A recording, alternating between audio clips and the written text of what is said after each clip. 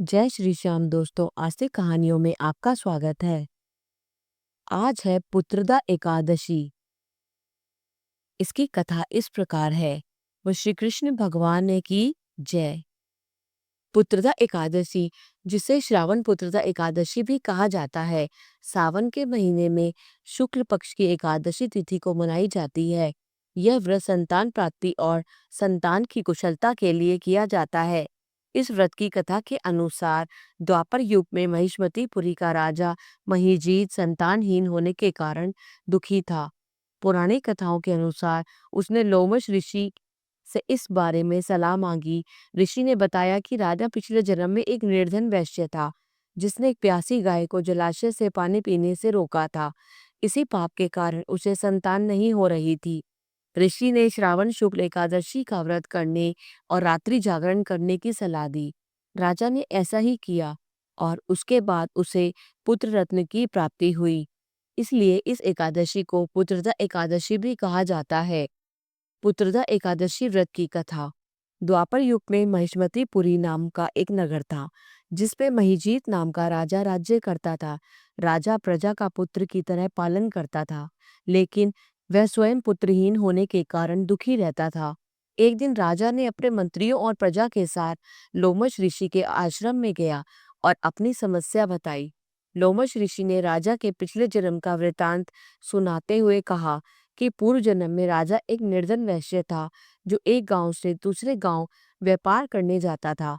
एक बार जेठ मास के शुक्ल पक्ष की द्वादशी के दिन दोपहर के समय वे एक जलाशय पर पानी पीने गया। वहां उसने एक प्यासी गाय को जल पीते हुए देखा, लेकिन उसने उस गाय को हटाकर स्वयं जल पिया। इस पाप के कारण राजा को इस जन्म में पुत्रहीनता का कष्ट भोगना पड़ रहा है। लोमश ऋषि ने आगे कहा कि श्रावण मास में शुक्ल पक्ष की एकादशी को पुत्रदा एकादशी कहते हैं। यदि राजा और रानी इस एकादशी का व्रत करें और रात्रि जागरण करें तो उन्हें पुत्र की प्राप्ति अवश्य होगी। राजा और रानी ने ऋषि की आज्ञा के अनुसार पुत्रदा एकादशी का व्रत किया और रात्रि जागरण किया।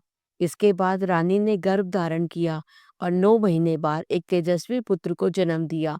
इसलिए इस कथा का नाम एकादशी को पुत्रदा एकादशी भी कहा जाता है। यह कथा संतान प्राप्ति की कामना रखने वाले लोगों के लिए बहुत ही महत्वपूर्ण है। इस व्रत को करने की विधि।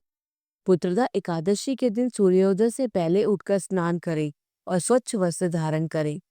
भगवान विष्णु की पूजा करें, उन्हें फल, फूल, धूप, दीप आदि अर्पित करें। व्रत की कथा पढ़ें या सुनें। रात्रि जागरण करें, अर्थात रात भर जागकर भगवान का भजन कीर्तन करें। द्वादशी के दिन ब्राह्मणों को भोजन कराएं और दान दक्षिणा दें। इसके बाद स्वयं भोजन करके व्रत का पारण करें। पुत्रदा एकादशी का महत्व। पुत्रदा एकादशी का व्रत संतान प्राप्ति और संतान की कुशलता के लिए किया जाता है। इस व्रत को करने से भगवान विष्णु की कृपा प्राप्त होती है और व्यक्ति के सभी कष्ट दूर होते हैं। बोलो श्री कृष्ण भगवान ने की जय। जय श्री श्याम। अगर आपको ये कथा पसंद आई, कृपया करके इसे लाइक कीजिए और अधिक से अधिक शेयर कीजिए। जय श्री श्याम।